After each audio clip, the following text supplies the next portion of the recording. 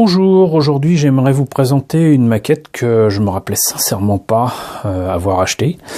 Je ne savais plus du tout que je l'avais, je ne sais absolument pas à quelle occasion j'ai pu l'obtenir. Il s'agit du Xabungle.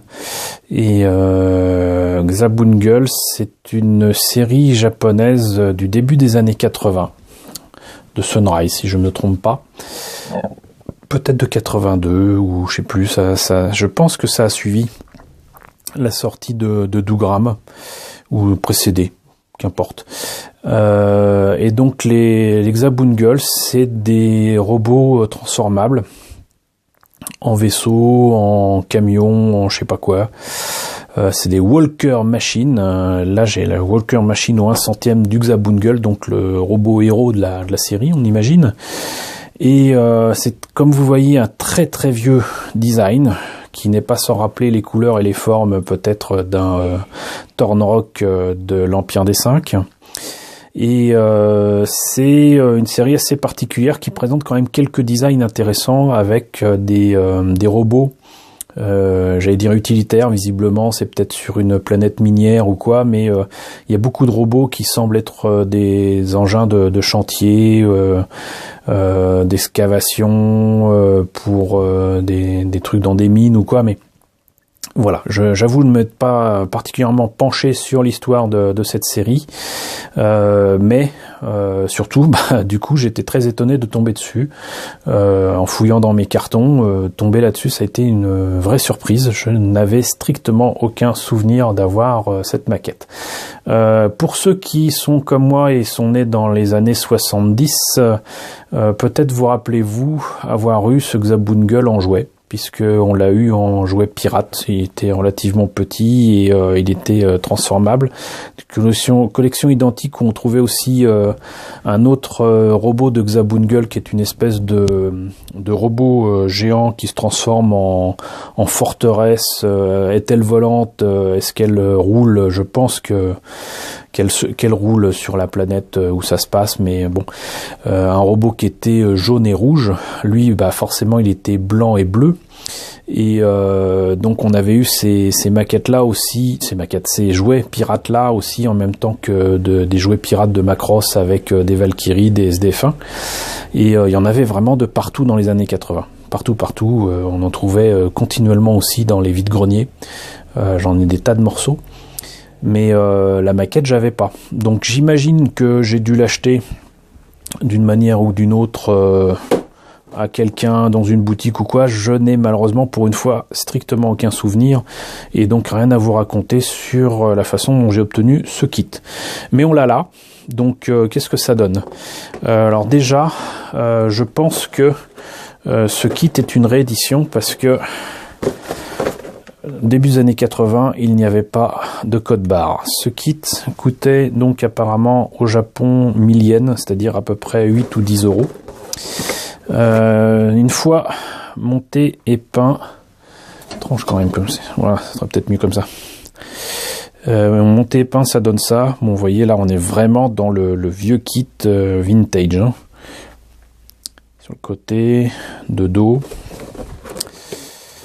il est un peu articulé, donc chouette. Il peut tenir son arme de cette façon-là, il peut tenir son arme de cette façon-ci, et il peut faire même des combos, voilà, super, avec un lance-roquette. Et donc, comme je disais, c'est supposé être au 1/100, il est supposé, en tout cas dans la série, être transformable, d'où la présence ici, vous voyez, de roues sur les bras et sur les hanches.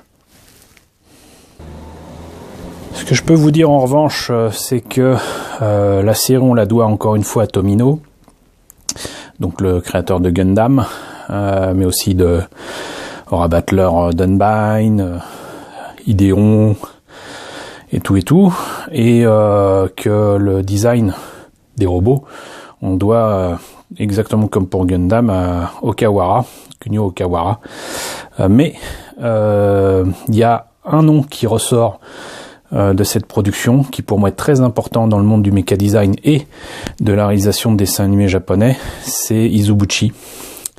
Zubuchi qui s'est illustré surtout notamment pour le mecha design de Pat Labor dont je vais vous parler très souvent dans les semaines à venir. Donc voilà, on a fait le tour.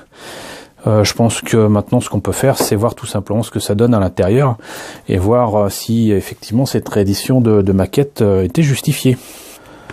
Alors désolé, la lumière est un peu différente, mais avec mes projecteurs, on voyait plus rien de la boîte ni de la notice, donc on va essayer de se la jouer avec la lumière naturelle déclinante de l'hiver.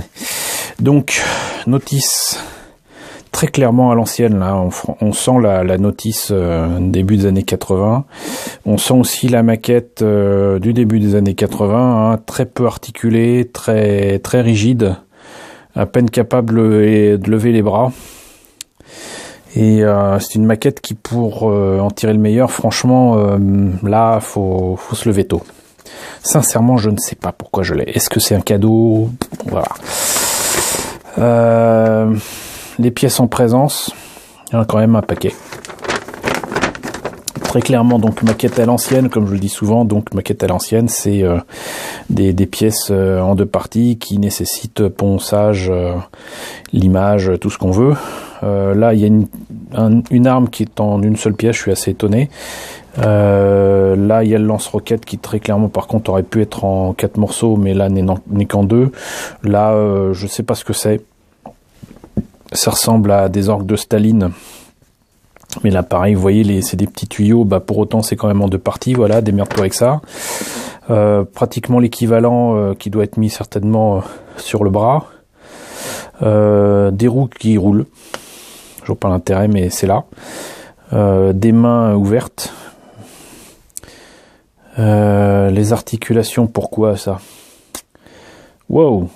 J'ai l'impression que c'est le pied, donc il y a carrément ce détail-là ici. Donc ça, c'est les jambes, du coup. C'est pas super compréhensible, mais c'est les jambes. Avant-bras, bras, épaules. Le cockpit, qui visiblement a donc deux pilotes au 1/100, mais avec les bras séparés du corps.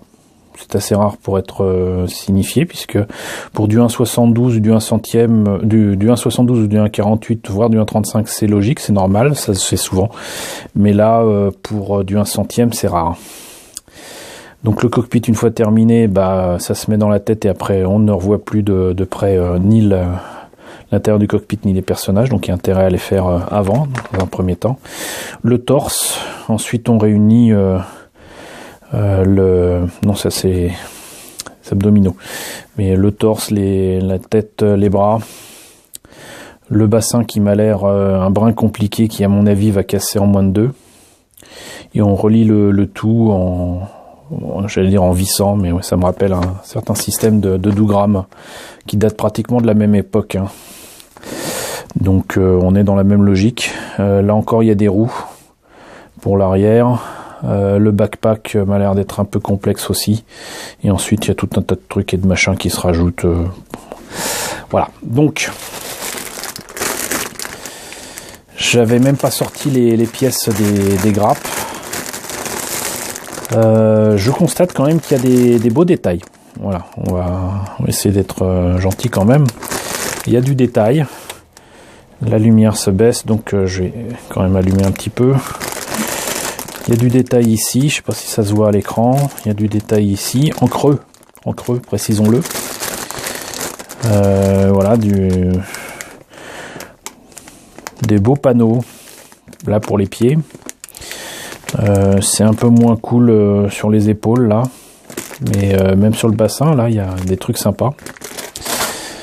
Malgré l'âge, il y a des polycaps. Une grosse grappe de polycap, des pièces transparentes pour, j'imagine, le cockpit. Puis ça, c'est peut-être une autre partie que je n'ai pas repérée du robot. Là, il y a des espèces de volets qui sont sur les jambes. On constatera d'ailleurs qu'une partie des pièces sont en bleu, en blanc et en gris. Donc, c'est pas qu'on puisse faire du no paint, mais pas loin. Donc, là aussi, de beaux détails intégrés. Si je devais finalement faire autre chose que ce robot-là, il y aurait peut-être des choses à faire en kit bash. Ça aurait au moins cet avantage-là. Et là, c'est visiblement les armes, les semelles. Ah non, l'arme est bel et bien en 2 pièces. Hein. Comme quoi. Et une belle planche de décalque quand même. Belle planche de décalco, très fine, tout à fait lisible. Danger, no tape, push, open. Donc visiblement sur la planète où ça se passe pour Xabungle, ça parle anglais. Donc voilà. Voilà, c'était une petite présentation rapide d'un kit surprise d'une série que je ne connais pas plus que ça et de robots que je connais parce que j'ai eu les jouets pirates comme j'en parlais tout à l'heure en France. C'est pas spécialement un kit que je recommanderais très sincèrement. Je pense qu'il y en a d'autres qui sont sortis depuis, ou même des jouets qui sont sortis depuis, qui sont bien plus intéressants. Mais c'est une curiosité, voilà, c'est un témoin de son temps. Un mecha bien figé, qui a rien à voir avec l'illustration de départ, qui date, encore une fois, si je me rappelle bien, de 82. Donc ça nous fait quand même 35 ans d'âge. Mais sur la même période, rappelons qu'en 82, on avait Macross. Un peu plus tard, on avait Orgus, on avait Rabat Lord Unbind, on avait Votoms. Donc Xabungle n'est très clairement pas le plus digne représentant des mechas et encore moins des mechas transformables de cette époque-là, que ce soit en maquette ou en dessin animé.